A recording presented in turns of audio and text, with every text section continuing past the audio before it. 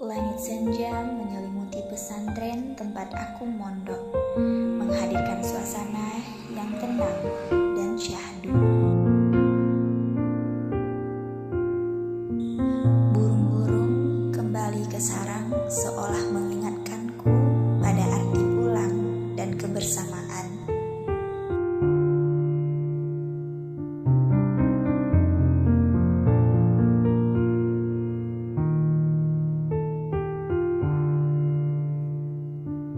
Di bawah pohon tua, aku duduk sendiri menikmati sore yang sunyi, membiarkan angin, pelan dan bayangan senja menemani pikiranku yang melayang ke rumah.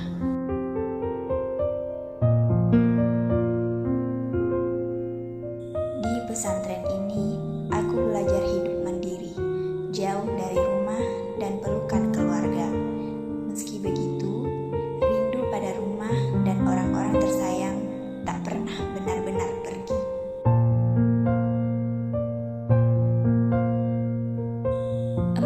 Juli 2020, aku memulai langkah baru di Dayah Terpadu Al-Muslimun.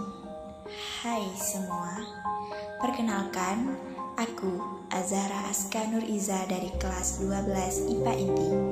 Inilah awal kisah kelamku.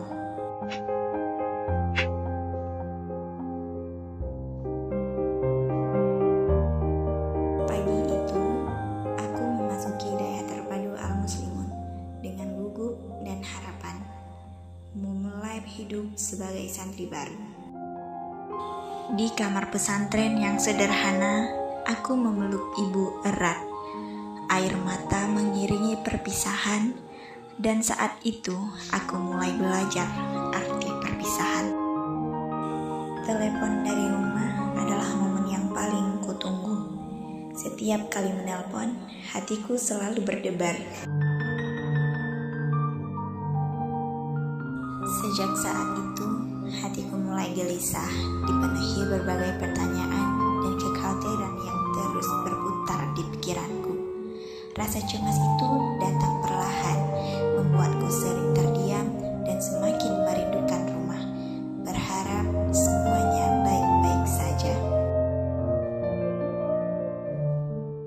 Saat waktu perpulangan tiba, aku melangkah dengan hati penuh tanya yang sejak lama aku pendam.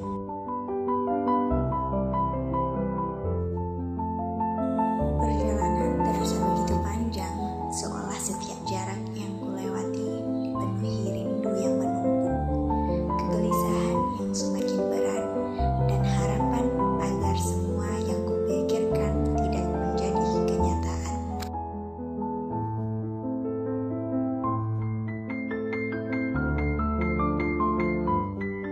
Rumah yang kurindukan akhirnya ada di depan mata.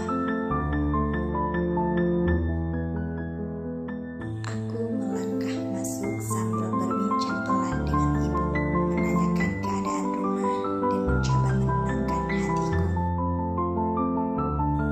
Namun saat itu duniaku seakan berhenti. Aku segera menghampirinya dan memeluk ayah erat, merasakan tubuhnya yang melemah, sementara hatiku bergetar menahan perasaan yang tak sanggup kuucapkan.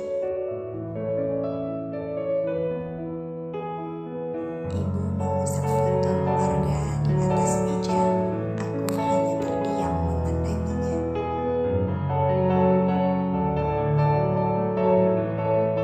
Malam itu, ibu menceritakan kenyataan yang disembunyikan. Ayah terkena stroke sejak aku mulai mondok. Semua disimpan agar aku tetap fokus.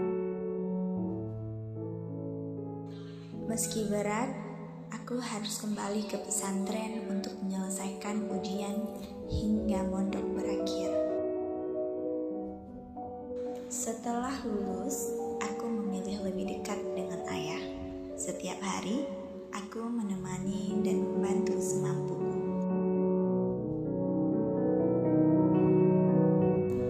Namun,